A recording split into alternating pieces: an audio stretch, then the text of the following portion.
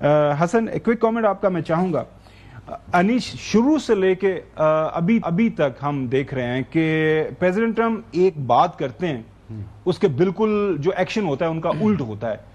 تو دنیا تو اس وقت بالکل حیران اور پریشان ہے کہ president Trump the most powerful man on planet earth, اور ظاہر ان کی امریکن پالیسیز افیکٹ کرتی ہیں دنیا کو. ان کے ایکشنز نے ان کی کریڈیبلٹی کو کمپرومائز کیا ہے، اور اس ٹائم جو پریزیڈنٹ ٹرمپ کے اوپر جو سب سے زیادہ پریشر ہے وہ انٹرنل پریشر ہے. آپ دیکھیں کہ جس طریقے سے سی این این نے پولز کرائے، اس پولز نے یعنی میجورٹی نے کہا کہ آپ امریکہ کو اسرائیل کی اس جنگ میں جو ہے وہ پارٹنر نہیں بننا، اس کا حصہ دار نہیں بننا.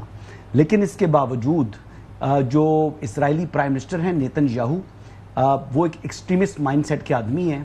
انہوں نے بہت پریشر رکھا پریزیڈنٹ ٹرمپ کے اوپر، اور پریزیڈنٹ ٹرمپ بظاہر نیتن یاہو کے انڈر پریشر آئے ہیں، اور جس وجہ سے انہوں نے کہا کہ 15 دن کا ٹائم انہوں نے کہہ دیا تھا کہ 2 ویکس کا ٹائم ہے، بٹ ایون دین پھر ان کو ہیسٹ کے اندر جو ہے یہ فیصلہ کرنا پڑا، اور پھر وہ فیصلہ جو ہے وہ درست فیصلہ نہیں تھا. میں اس فیصلے کو غلط جو ہے وہ سمجھتا ہوں، بلکہ میں کیا آدھی دنیا ایون کہ جو امریکہ کے مطلب بڑے قریبی ممالک ہیں، ان ممالک کی جانب سے بھی پریزیڈنٹ ٹرمپ کے قریبی دوست ہیں، سعودی عرب تک نے جو ہے اس کی کنڈمنیشن کی ہے. اور دیکھیں ایران کے اوپر آپ یہ دیکھیں کہ ایران کوئی ایک عام ملک نہیں ہے. اس وقت ایران کی جو پوری قوم ہے وہ ایک مٹھی بنی ہوئی ہے.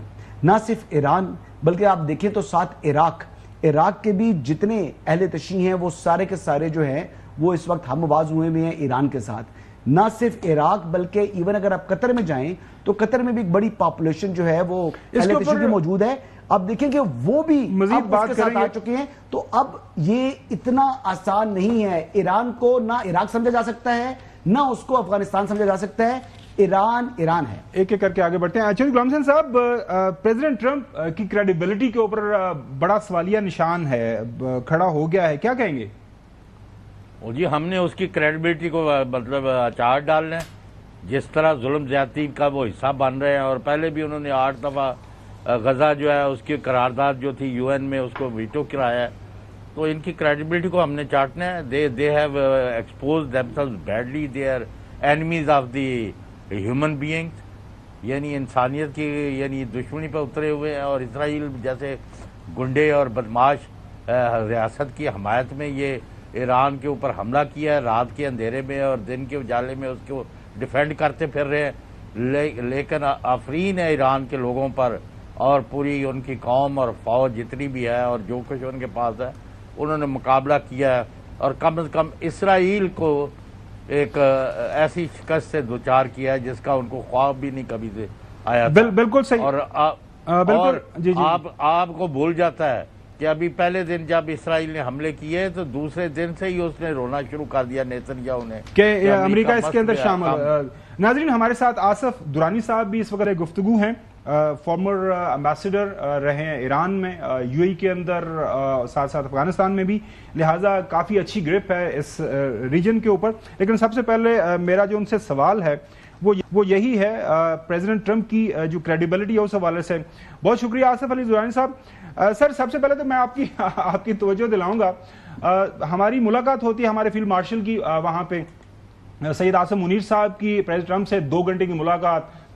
ایران بھی زیر بحث آیا، یہ خود انہوں نے بتایا، اور انہوں نے یہ بات مانی کہ پاکستان جو ہے وہ ایران کو ہم سے اچھا جانتا ہے، اور انہوں نے یہ بھی مانا ہے کہ پاکستان جو ہے وہ کافی ناخوش ہے جو کچھ یہ سارا معاملہ ہو رہا ہے اسرائیل ایران کی جنگ کی، اور وہ اس حوالے سے کنسرن ہے. اور اس کے بعد ایک بیان آتا ہے، وہ یہ کہتے ہیں کہ ہم 2 ہفتے کا ٹائم دے رہے ہیں ایران کو، اور تاکہ یہ معاملہ طے ہو جائے. ان کی اپنی اسپوکس پرسن ٹیمی بروس وہ بیان آپ کو پہلے سنواتے ہیں. I have a message directly from the President, and I quote, "Based on the fact there is a substantial chance of negotiations that may or may not take place with Iran in the near future, I will make my decision whether or not to go within the next 2 weeks." ناظرین، یہ tummy Bruce نہیں ہے، وہ state department کی ہیں، یہ مس Caroline ہیں، یہ وائٹ ہاؤس کی اسپوکس پرسن ہے. درانی صاحب، ایک بڑا اہم سوالیہ نشان یہ پیدا ہو جاتا ہے، 2 ہفتے کا ٹائم دیا پوری دنیا کو، انہوں نے کہا جی میں لیٹ دا انٹائر ورلڈ کہ وہ اس معاملے کو حل کریں. ہم نے دیکھا پھر یورپین ممالک بھی شامل ہو گئے، جنیوا میں غالباً ایک ملاقات بھی ہو گئی ایرانی فارن منسٹر سے.